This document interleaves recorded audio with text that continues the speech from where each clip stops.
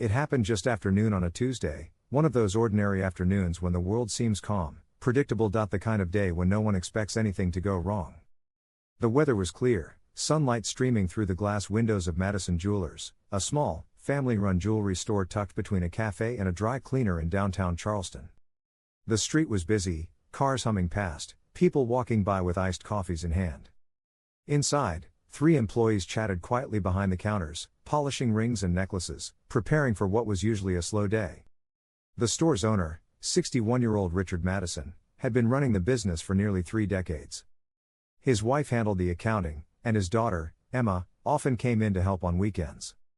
Madison Jewelers had become something of a local landmark, not because it was fancy or high-end, but because everyone trusted Richard. He was the kind of man who'd tell you not to buy something if he thought you couldn't afford it. Reliable. Honest. Steady. But that Tuesday afternoon, all of that would change. At 12:14 p.m., a gray SUV pulled into the loading zone across the street.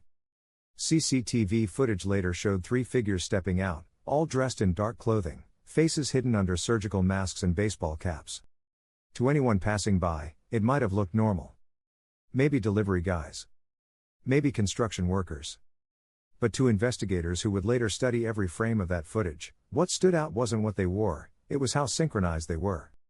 Every movement was deliberate. The first man held the door.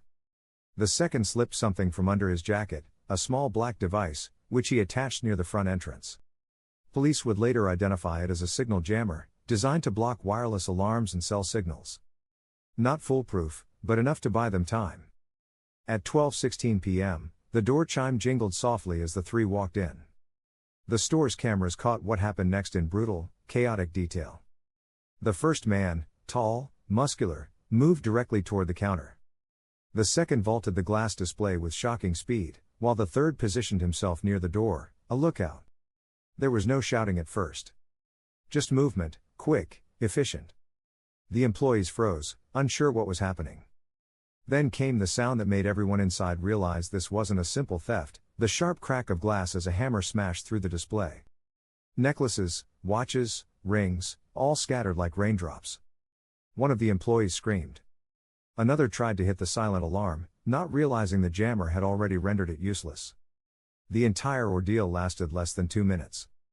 One of the robbers slid a black duffel bag across the counter.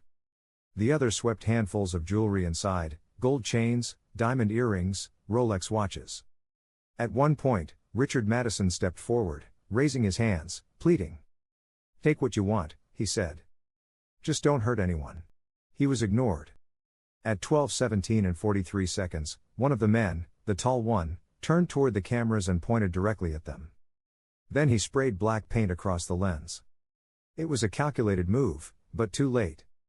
The system had already uploaded the first few minutes of footage to an off-site cloud server. That detail would become crucial later. Less than 20 seconds later, by 12:18, the men were gone. They left as calmly as they came in, walking briskly to the waiting SUV. Within seconds, they were in traffic, lost in the flow of cars heading toward the interstate. Inside Madison Jewelers, glass glittered across the floor like spilled light. One employee sobbed uncontrollably. Another called 911 from a customer's phone outside. And Richard Madison stood there, silent, motionless, watching the door as if expecting them to come back. When police arrived minutes later, the robbers were long gone. Detectives immediately began collecting statements, marking evidence, and downloading the CCTV footage. Within hours, that footage was released to the public, and it spread fast. Broad daylight. A clean, surgical robbery. No one hurt, but everything about it felt deeply personal. Investigators noticed something strange early on.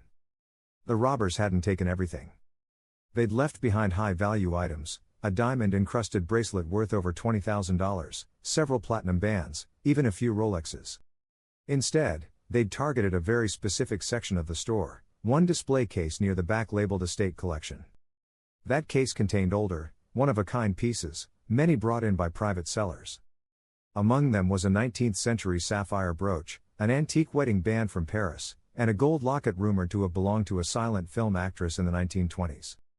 But there was one item in particular that stood out, a vintage Cartier necklace, estimated at over $150,000. It was gone. Police believed it was the reason for the robbery. Within a day, Charleston PD teamed up with the FBI's art crime team, a small, specialized unit that handles high-value thefts of art, antiques, and jewelry. Agents cross-referenced similar cases from the past 5 years. They found a pattern: small, family-owned jewelry stores hit in different states: North Carolina, Georgia, Alabama. Each time, the robbery lasted under 3 minutes. Each time, signal jammers were used. And each time, only 1 or 2 pieces were taken, all from private estate collections. The press called them the Daylight Crew. Weeks passed. Leads came and went. The SUV was found abandoned 2 miles outside town, stripped clean. No fingerprints, no DNA. Even the VIN number had been scraped off. But then, a break, not from the criminals, but from a pawn shop owner in Savannah who reported a strange encounter. A man had come in trying to sell a small diamond pendant. It wasn't expensive, but something about it felt off. The owner ran a check through a national database and found it listed among the stolen pieces from Madison Jewelers.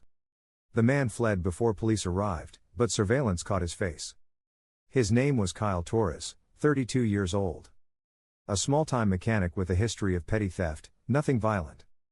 Detectives traced his phone records and discovered multiple calls to an unregistered number the morning of the robbery, a burner phone linked to a warehouse near Atlanta. Phone records led investigators to that warehouse, the same area tied to a former Madison employee, Aaron Blake. When agents raided the warehouse 3 weeks later, they found the remains of what appeared to be a makeshift workshop: melted gold, cut gemstones, empty duffel bags, and 1 cracked laptop.